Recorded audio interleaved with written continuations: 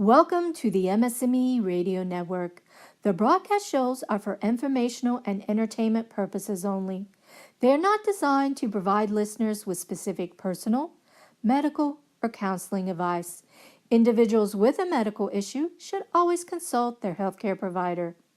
MS&Me is not responsible for content of individual shows. The views expressed by show hosts or their guests are their own. Enjoy the show. Hi, and welcome to Chronically Well Club Radio. This is your host, Rebecca Naylor. I am a health coach, a former educator, and celebrating 20 years living with MS in remission. Really happy to be honored to bring this show to you today for the MS Global Support Network. And I'll just tell you a little bit about Chronically Well Club is the name of the group that I've created. And I created this to celebrate the time that I've been able to keep myself in remission from multiple sclerosis through natural methods, and really to be able to share with the community and serve you, my listeners, to help you learn whatever you can from my experience. My goal is really to help you discover your power to heal and recreate your life. So if you've been following along on other episodes, you'll know that I have something I call my 10 keys to healing. And this is the answer to the question, how did you do it? How did you keep yourself in remission for 20 years? It's a widely complex answer because there are many different things you can do to improve your physical, mental, emotional, spiritual health and well-being. So the 10 different things that I look at in a variety of ways in these shows are your diet and nutrition, reducing your toxic load, emotions, your environment, movement and rest, community, cognition and creativity, communication and interpersonal relationships, your gut health, and finally, mindset and belief. So on today's episode, I'm going to be interviewing a dear friend of mine, and we're going to be talking about music and community and creativity, of course, which is part of music. So I'm very happy to introduce Louis Verahaidas. Say hi, Louis. Hello. So Louis is the head of music at North Toronto Collegiate Institute here in Toronto with the Toronto District School Board. He's also the conductor of the Toronto Community Orchestra, which is how I met Louis, as I played with that orchestra for several years. He does many other things in the community. He teaches youth at the Ontario Educational Leadership Centre and also at National Music Camp of Canada. And Louis is a Torontonian, so he was born and raised here in Toronto. He attended the University of Toronto for music education, and at a very young age has proven himself to be really committed to developing and contributing to community here in our city. So I'm really excited to have him on the show today. So Louis, let's talk music and let's talk community. As I mentioned, I met Louis at the Toronto Community Orchestra, so I was missing something in my life, and then I found you guys. I remember. So a little background on that. I was a hardcore musician growing up. I loved playing music. I played the clarinet in many different ensembles back in high school, and then I moved to Toronto and I got busy. So for 14 years, I didn't play. And then I had a very sweet friend, probably about 6 or 7 years ago, who knew how much I missed music and took an old clarinet I had secretly to a shop and fixed it up and did some research and found this thing called the Toronto Community Orchestra that was looking for a clarinet player and said, here, go.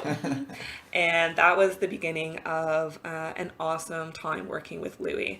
So I wanted to start by just talking about the power of music. So you've spent a lot of time in your life playing music, creating music. Yeah. Your main instrument is The euphonium. It's like a small tuba if you don't know what it is. Yeah. Also, is there a difference between baritone and There's euphonium? a difference. Yeah, slight difference. Yeah, slight difference. So mini tuba. Yeah. Mini tuba. So music has had such an impact on me, still has such an impact on me in my life, for managing my emotions. When you're just listening to music, even not even just playing it. So how does music affect our emotions? Well, I mean, you start with the type of music you're playing. So often if it's solo music, if it's ensemble music, whatever the style is, you have to understand your emotions so that you can play the emotions needed for the music. So I think a lot of it is you understand yourself better. The more you put into the music, the more you understand your own emotions. So it's kind of like a back and forth, like what does the music need? What kind of emotions do they need? And then what do I need to feel? And then it just keeps on going and you go deeper and deeper. So Right. depending on what you're playing, it develops different types of emotion. Right. If you're willing to go there, because it can be quite Yeah. scary to go in that path and expose Definitely, yourself yeah. with the music. I know some musicians that you see them perform and it's like, wow, they're technically brilliant, but you just don't feel anything. Yeah. And then other people, they could be playing quite simple music, but the But musicality, yeah, you can feel what they're feeling. really, really powerful. Yeah. What about those out there who maybe don't have any experience playing instruments, but they just listen to music? How can that be part of our lives? Well, I think that no matter where you are, music is, there's something in every community, whether it's a community orchestra, community band, community choir. I think it's important that we connect and watch and listen, because it's not just about the performers. The performers aren't doing it for themselves. They're doing it for people to watch and to enjoy. So it's kind of a back and forth. If you go to watch, you feel good about being a part of something, as opposed to listening on an iPad or listening on your phone. Like actually going out and experiencing it live, it's really important. Yeah, it's a physical, visceral experience, Yeah. like because there's literal vibration Yeah. of the music, right? Yeah. So it's people say like, what's the difference, live or recorded? Well, it's that it's the vibration and the energy and being Energy in the for space. sure. Yeah. Yeah. So let's tie this into community. So that's sort of the real focus of what we wanted to talk about today. We were part together for several years of this community organization that just had such a big impact on my life. So what is the connection? How is music connected to community? Well, the main idea of any music ensemble is that the people in the ensemble are there for the music, but that's secondary, especially in a community group. The first thing is that you're there for each other and for others. So my mantra every time someone asks me, why do you do the Toronto Community Orchestra, or why do you do music? I'm like, well, it's music is secondary to the people and how we feel and what we get out of it for ourselves and for others. And so I think that if we think about the orchestra or the ensemble as a collective, we're working towards something collectively, whether it's to expand our own idea of music or to make sure others are feeling the music, and maybe we're making their day a bit brighter, to feel like we're a part of something all together as opposed to doing something on your own. I think that's really important. Yeah. Yeah, I have. So another bit of a more recent backstory is that I stepped down from my role as a clarinet player with the community orchestra last April because I was going through a bit of a turbulent time in my life with my health and my career, and I just felt that I couldn't really give it the full focus that I wanted to contribute to it. But wow, have I missed it. And it's not just that I miss the infusion of music and creativity in my life, but I miss being part of that community. And, having been part of the orchestra for, I think it was about 4 years that I was there now. You get to know the people, at least in your section. Yeah. So I knew all the flutes and the bassoons Yeah. and the piccolo and all the people who sat near me. And I really looked forward to seeing them every week and creating together. So definitely, I think community is a big part of why people reach out to these ensembles. Oh, for sure. It's probably the main reason why people do it. The playing, people say they need to do something, especially when they're retired, or even if you're doing the daily grind of work every day. People say, you know what, my work week is awful, and I come here and it just makes me feel so much better. I've had quite a few people come up to me say that, and for me, I don't even realize it. I do it because I love it. I love being together with everyone, but you don't even know the background of what people are thinking. Like, they come to rehearsal happy, and maybe the rest of their life is awful, and it's really important to create. for them. Yeah. So for the listeners, you might be thinking, what on earth does this have to do with MS? So, as you may have noticed from my previous shows, none of my shows are actually about MS. My shows are about life, right? My shows are about things that can improve your physical, mental, emotional, spiritual well-being. And for me, music is all of those things because it is the creativity, right? And to create is not the same as artistry. So many people will say, I'm not creative because I can't paint or I can't draw or, but you create conversations, you create schedules, you create patterns, you create maps, you create ideas and systems. Engineers are artists, chefs. Yeah. My dad was a culinary arts professor, and he always called himself an artist. Yeah. always. So creativity is a big part of emotional and well-being for people. And then the community is such a huge part of it. So social isolation Yeah, is a big challenge for people especially living with with chronic illness. especially now with the rise of technology, it's even easier to hide Yeah. and just be doing your own thing. And I see that a lot. I can talk about later in my school. Like students are just coming into themselves and not looking around them, and Yeah. that's why music or community in general is even more important than Yeah. ever before, I think. Before the show, we were just chatting about this idea of the orchestra as a metaphor for life. You know, this idea that you each have a very important individual part that you're responsible for, but listening is almost more important than playing because you have to Absolutely. fit into that larger web. How do you see that as community? Well, being like you said with the metaphor, imagine you're playing all together or singing all together. It's one thing to sing your own part, but it's another to listen to those around you and see what they're doing, and perhaps you need to balance what you're doing with what they're doing. Maybe you have to play a little quieter so you can hear what they're doing. That's the same idea for a conversation. Sometimes you need to back off and listen more because that's more important for what's needed, as opposed to maybe being the person who is more vocal in a relationship. Yeah. For example, I think the whole metaphor is the most important thing for the metaphor is just being aware of others, Yeah. and what they need, and the more aware we are of others, the more selfless we are in trying to serve others, the more it'll come back, and it's just like this cycle Love of it. back and forth. I love that you use the word service. This is like my word right now. Oh, nice, serving. yeah. And because I feel like for me as a person, the more I serve my community, the more my personal health Yeah. improves. And I don't do it for that purpose. It's like this bonus byproduct. But that's the most important part of the metaphor for me as well, is that I take that to my life again. And then it's like, because sometimes we can get very self-absorbed. Not in a bad way. Like usually when you call someone self-absorbed, that's like an insult. But Yeah. literally, we do get self-absorbed a lot of the time because we live in our heads. Yeah. And in North America, we're all really isolated. Like most of us live alone. Or, Yeah, it's not a very just- community feel. Yeah. Yeah. Not a lot of communal housing here. Exactly, Families really yeah. broken apart. So we can be really heady. We can really live in our heads. And sometimes it's important to remember we are part of an orchestra, and that orchestra is society. Yeah. It is our city, our Yeah. larger community. And yes, it's important to think about our own lives and plan our own futures, but we also need to listen and connect with what's going on around us, right? So yeah, I see that as really, really important. Let's think back to a couple years ago. I remember there was someone in our ensemble that went through a very traumatic illness.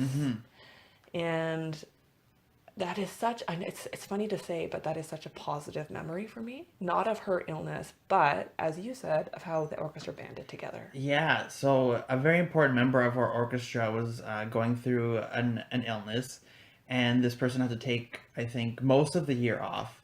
And they are able to come back for a rehearsal, and maybe we were about 3 or 4 weeks away from performance, so perhaps not completely ready for where we needed to be. And we were performing a piece by Mozart, and that person was in the audience, and we all noticed we were excited, and so we played through it, and we to this day have never played more emotionally and more in sync together. Like, it was an emotional experience. It was a gift. And I will never forget it. And it's you can't really teach that. It's not like you can say, oh, okay, we're gonna play this phrase a bit more, and it's like everyone's listening, and this energy is just going back and forth like at this hyper speed, and it's just incredible what we can do when we have something in mind that's not about ourselves. And I just love that during that time, I actually just remembered right now. Remember we made that huge thank you card? I don't know if you remember. Yeah. I do. Well, we made a few thank you cards. Yeah. Yeah, but I remember there was this jumbo thank you card that we had in the back at the wind section, and it was like, at rehearsal, come and sign the card for this team member, because it is like a team. Yeah. And, everyone, it wasn't like as a teacher, sometimes if someone's off, everyone signs a card, but literally it's like, get well soon, signature. But there were like paragraphs on that card. Yeah. I mean, people were really pouring out how meaningful that person was to them and what an important member of the community that they were. And I feel that really helped her. I think so too. Yeah. Absolutely. I mean, to feel like you have a whole community behind you is something that can keep you going. So as a person with MS, I know that having that community is an important part for me when I'm feeling a little bit challenged with my illness. And I'm having like this moment right now where I'm like, wow, last year I was having a struggle with my illness, and instead of recognizing that the community, what was keeping me healthy, I withdrew from the community because I was afraid of not being good enough. And here I am sitting with you now, and you're telling me that the music is secondary and the community is most important. And I'm going, oh my God, what did I do? That's what I keep on saying to everyone. Well, here's my commitment to get back into some ensemble next year. Yeah, some sort of musical community. Because I do really, and I think a lot of people with chronic illness come from a place of perfectionism, and sort of those obsessive tendencies and that tendency to self-judge. The people that have those tendencies, I think, are more prone to chronic illness, because that negativity and that self-judgment literally creates a chemical response in your body, which then results in disease over time if it's repetitive.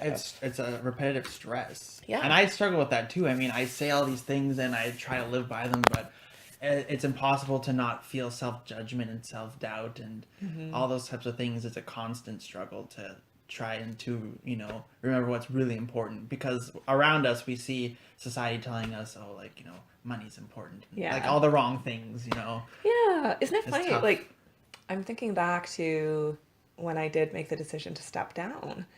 And for some reason, I just assumed that you knew I had MS. I had no idea. Because I'm very open about it, and like I talk about it a lot. I'm online a lot about it, and I never, like, this is kind of an interesting aside, but people often ask me, like, when do you tell people, because I'm single, like when you're dating, like when do you tell somebody you have MS? And I'm like, I don't know, when it comes up. Yeah. Like, it's not an announcement. It's not a thing that I don't make it a thing. Yeah. Right? So I guess I never realized that it just happened to have never come up in our conversations in 4 years. But this whole time, I was so aware of, like, not wanting to disappoint Louis. And meanwhile, if I had just told you during those times that I was struggling, that, like, I'm struggling a little bit with my health, you probably would have been like, for sure, take care of yourself. But I just, like, I didn't want to let you down. But because we had that relationship, when you had to leave, I was completely supportive, because I knew that you were in it for the community, and if you left, that would be for something quite serious that you needed to fix. And so that's when the community has your back, when no matter what, like, exactly, it's all good. This is really important reflection for me right now, to realize that was, I mean, I'm not beating myself up about it or anything, but I'm recognizing that was a bit of a missed opportunity where I could have reached out to my community. And I think sometimes a lot of us are like perpetual givers, where we're always like, we want to support everybody else, but it's hard to ask for help when we need it ourselves. Yeah. Oh, for sure. So I never spoke to anyone in the orchestra when I was ill. I would just say I was tired, or, interesting. Well, let's talk a little bit about your high school. So, so we both come from a background in education. Yeah. For a short time before I left teaching, I was a music teacher as well, and that was a very positive memory for me. And when I think back to my own high school experience, music, I just said to you, like, that saved me in high school, because teenage angst. Because teenage angst. It should be a piece of music for us. They'd play it very well. Like, so much is going on during the teenage years, like emotionally, physically, things changing in your body, and social circles, and not knowing what's going on. And oh my God, yeah. Having something that you feel you, like, just belong to. Yeah. So important. How do you see music working for your kids? I think music is, obviously I'm biased, but I think it's one of the most important things a kid can be involved in a school community.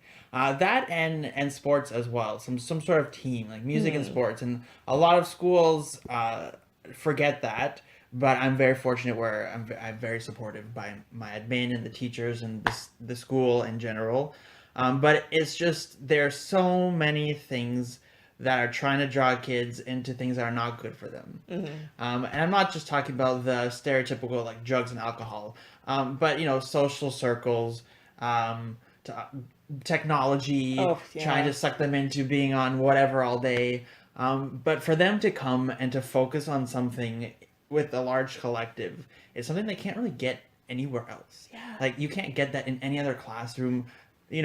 repeatedly. Mm-hmm. Maybe, you do it once for this project. Maybe in drama it's similar too, though. Yeah. But to get that throughout the year and to be with the same group of students for 4 years, if you're to take music for 4 years, is Right. so unique that most kids will never experience something like that, and they won't be able to see how important that is after they've done it. It's because you're developing relationships. Yeah. And I think that's something that that our young people are really missing these days. Yeah. I say often that I'm really thankful that I am like the last generation that grew up without the internet. So the internet kind of came out, so to speak, widespread when I was first introduced to it. I remember in 1994. When I was in like grade 10 maybe, but it didn't really become prevalent until I was like in university. So I feel like I'm so blessed that I had that experience of walking to my friend's house and knocking on the door. For me, it's with the cell phone. Like I had flip phone in high school, and so like that's when like I was not part of the whole smartphone generation. Yeah. So I agree. I am with you there. Yeah. Yeah. Yeah, because relationships, I mean, that's something else I talk about a lot, is the importance of not just the wider community, but having those close interpersonal relationships. And I'm not just talking about husbands and wives here. Right now, I'm in the process of having my best friend move into the second bedroom of my apartment. And we were just having brunch earlier today with a mutual friend and saying, like, we never imagined that myself at the age of 38 and her at the age of 42, like, that we would ever have a quote unquote roomie again. It's like that seems like such a thing you do in university, but here we are, we're both single professionals. We're now business partners as well. We're doing lots of great things, and it just got to the point where it's like we're always at your place, we're always at my place, and we just have so much fun together. Like, you forget the power of laughter. Yeah. Oh man. And that is something that you can only get when you're in community. I mean, I guess you can laugh by yourself. Maybe you're watching TV. But you're laughing at something that's fake, Yeah. It's created for you, for your entertainment. It's not genuine. Yeah. Like, think about those funny moments. And like, remember, do you remember that time we were playing a dress rehearsal concert at one of the seniors' homes? And the piece began with a few phrases of solo clarinet. And so I play, for our listeners, I play two different tunings of clarinet, an A and a B flat clarinet. And so I switched between the two instruments depending on the song. Yeah. And I just forgot to change instruments between pieces. And so I started playing on my A when I was supposed to be on my B flat. And it's just like the look on your face, just like, this is so wrong. But just having those moments to look back on and laugh. It was great because the entire orchestra had a laugh when suddenly, like, you just put the baton down. Yeah. And I realized what I had done. And then slowly the rest of the orchestra realized what I had done. Let's restart. But it was like, who cares? Yeah. It was like, really, who cares? And I had a similar experience. I went to a competition last week with my seniors, and the flutes just didn't come in. There's 15 of them. 15 of them collectively decided not to come in, and that's never happened, and they're freaking out. At the end of it, I'm just laughing. I'm like, that was hilarious. Yeah. You didn't do it on purpose. I don't care. It was hilarious. So yeah, it's all good. Yeah, no, that sense of belonging to something is so important, and developing those relationships. And again, the whole social isolation thing with chronic illness, like, it is something that everyone can be part of. Like, I don't think there's a town on earth that doesn't have some kind of community choir. Yeah. Right? And, people are, I can't sing, I can't this, whatever. Everyone can sing. Everyone can sing. And you don't always have to know how to read music to be a part of these community groups. Yeah, no, yeah. I was, I remember a couple summers ago, I totally went to band camp. As an adult, I went to this outdoor jazz camp in Quebec. I was learning to improvise and to do free jazz music, which was a brand new thing for me. And I realized halfway through working with like this master jazz artist, one of the best jazz musicians in Canada, and I realized that he didn't know how to read music.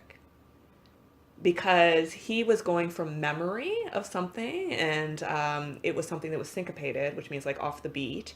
And he was actually instructing us to do it as like an eighth note, but it was a quarter note on the page. And I read what was on the page and, politely sort of corrected what it should be, because half of us got it and half of us didn't.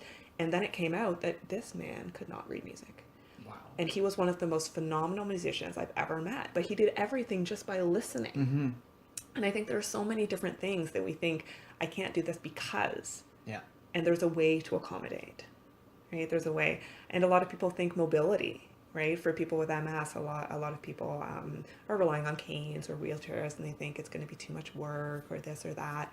You would be amazed how people will bend over backwards to help you to become a part of community. And the conductors who are running these things want the people who want to be there.